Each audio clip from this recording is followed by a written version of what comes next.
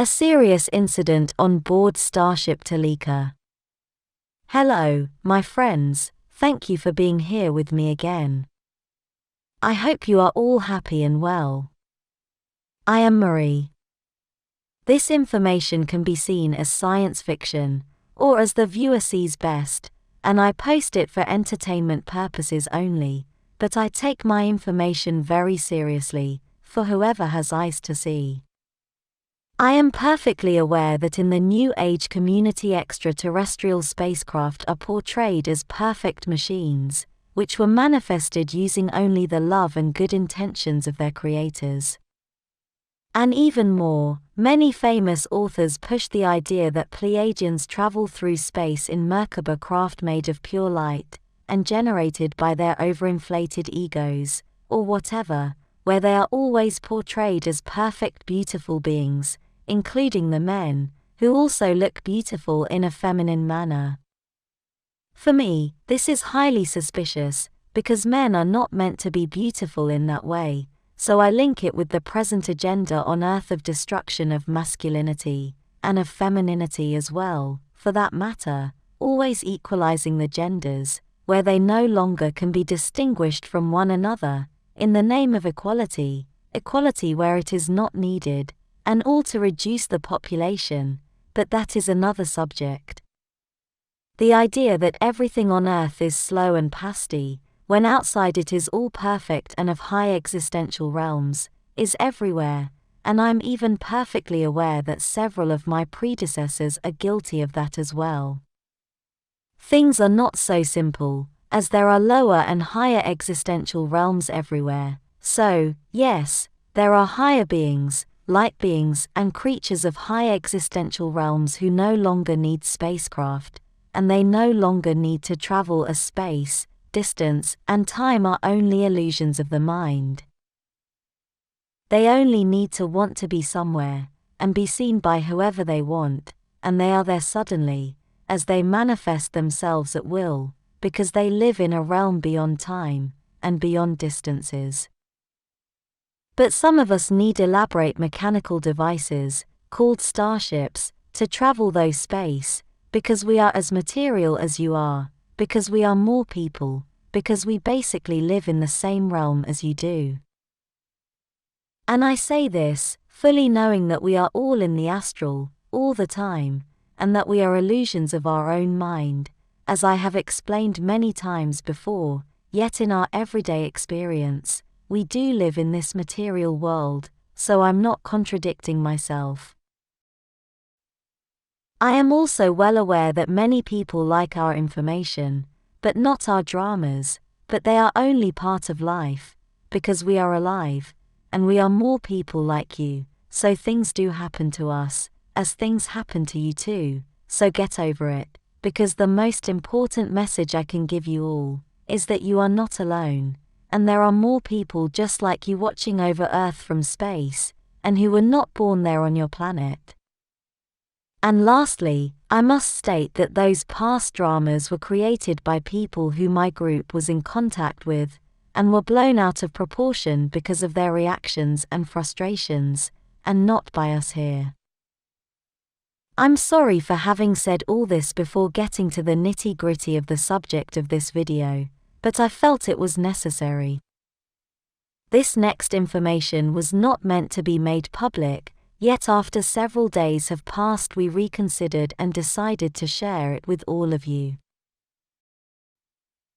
It was not meant to be made public, because it would look like more of that unlike drama. It would give everyone the idea that we are vulnerable, and incapable of sustaining our presence here, but not we see things the other way round, as it is an example of Taygetan tenacity and capacity of adaptation and improvisation, while working and living in deep space. After all, being here orbiting Earth, is deep space for us. I think it is important to share this with you all as it is another example of what it is like to live on a large starship. On the morning of the 28th of December 2023, our supply ship, Saska 1, arrived on schedule, and proceeded to dock side by side with Starship Toleka, as it always does. This is a delicate procedure, because you must maneuver two very large and heavy starships, bringing them together very slowly and very carefully, as their large mass tends to attract them together as magnets do, causing a potential crash.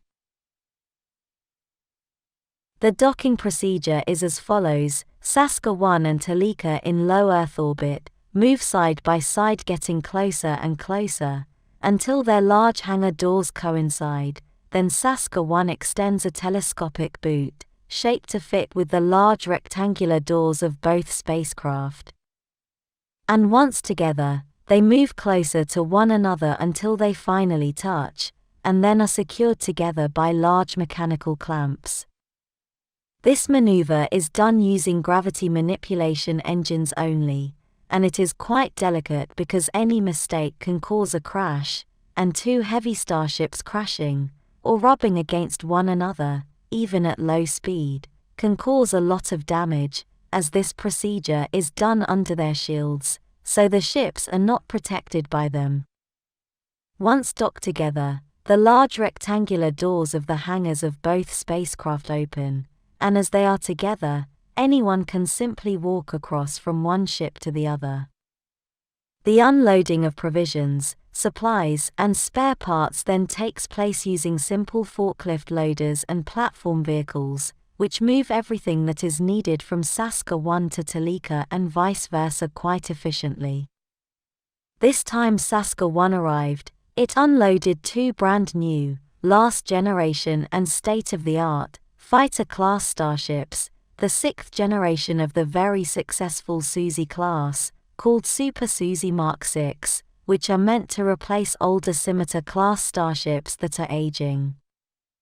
After the two Super Suzys were unloaded through the main hangar doors with no incidents, the two Scimitar ships that had been replaced had to be loaded into the hangar bay of the Saska 1, so they could be taken back to Tema to be given another easier role, training new cadets.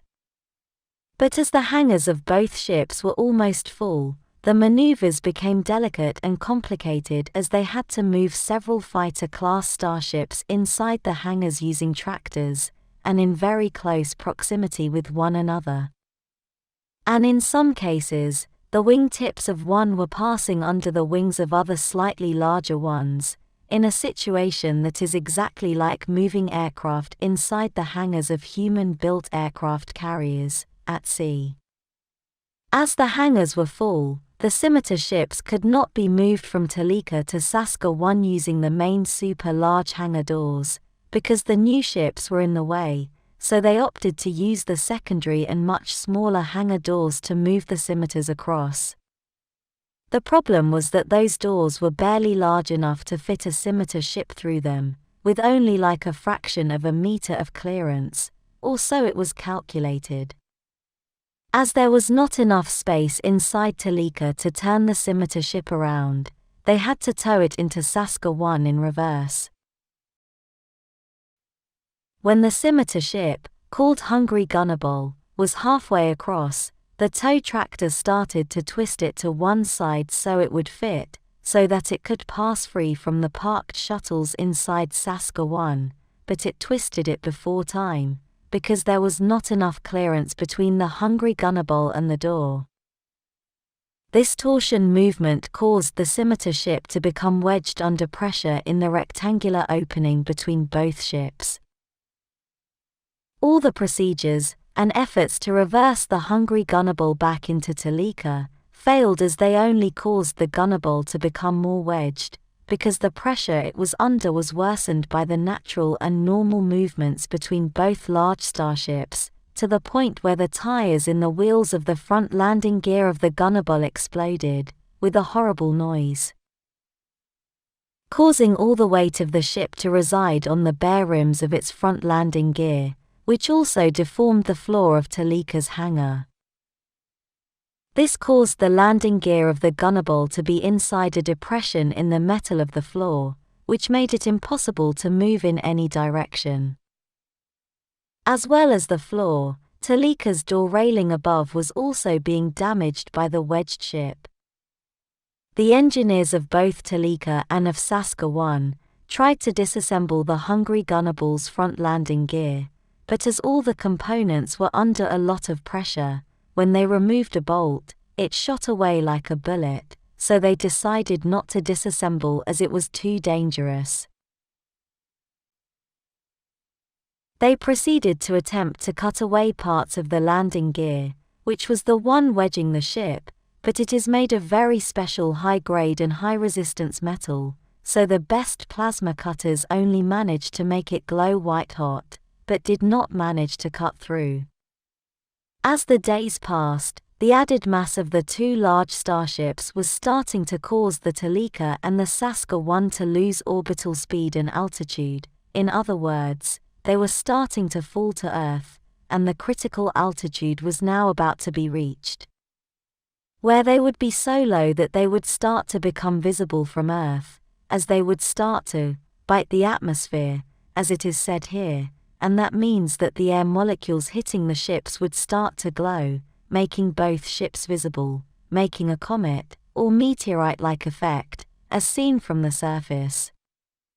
Days passed by and no progress was being made, and the engineers of both ships were starting to get very worried as they had limited time to solve the problem before Toleka and Saska-1 became visible, therefore breaking Prime Directive, Federation regulations.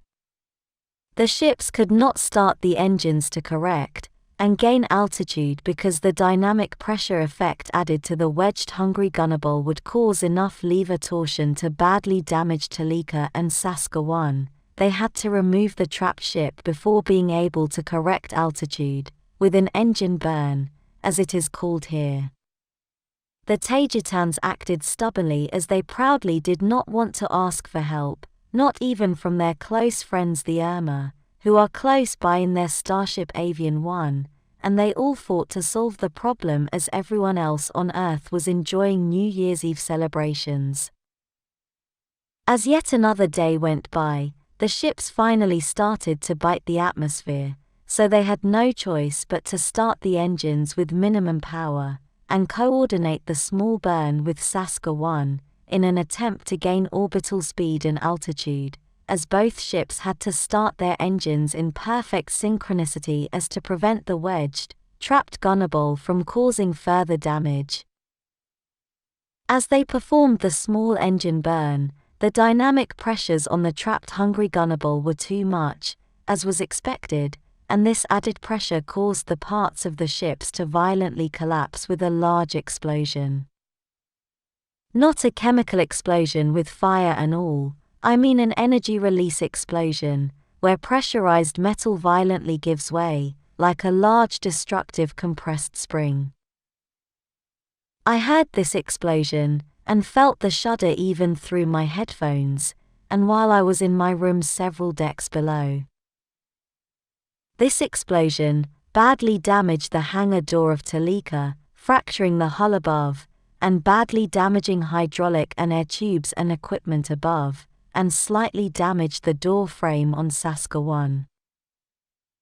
The explosion caused several hull plates of Toleka to deform and break away. It also caused life-sustaining equipment of the hangar area to be destroyed, mainly the air and oxygen supply lines were fractured, causing Toleka to vent air and oxygen into space, as well as hydraulic fluid that was used to open and close hangar doors, fluid that was spilling all over the outer hull above the ship, making a terrible mess.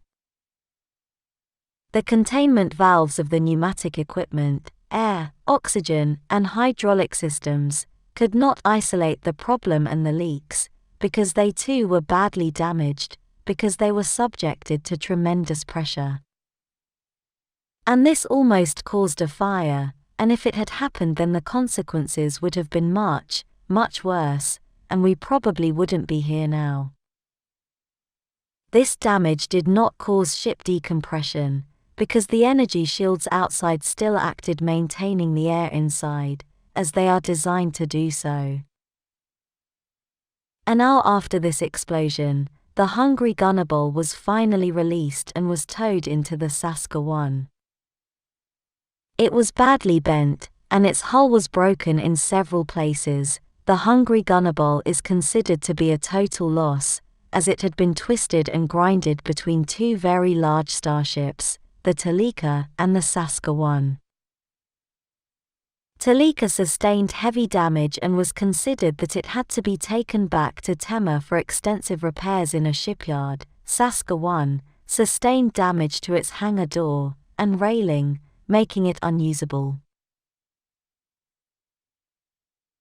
Having initiated an engine burn to gain orbital speed and altitude was a bad mistake, especially because the consequences were foreseen, but they had no choice as both large ships were starting to fall to Earth. Saskatchewan and Toleka, still docked together, performed a series of small engine burns to slowly correct orbital speed and altitude, and then proceeded to study the damage and the situation. Saskatchewan is not only a supply ship, like a cargo vessel, but it is also a backup platform to help other starships in deep space.